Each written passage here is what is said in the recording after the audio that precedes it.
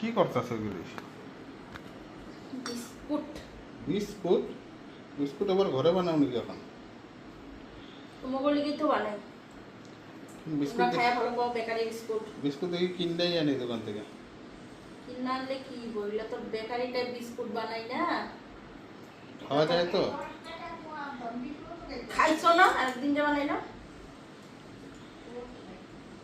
পাতলা করো পাতলা। বেশি পাতলা করলে আবার কি হইব না, চিমা চিমা লেগে যাবে। তো বন্ধ করে বিস্কুটের রেসিপিটা কইয়া দাও। বিস্কুটের রেসিপি দেওয়া আছে শর্ট ভিডিওতে, বন্ধুরা দেখে নিব কিভাবে আমি বানাইলাম বিস্কুট। একদমই সোজা বানাবো, কোনো ব্যাপারই না। যার কাম নাই তারা এগুলো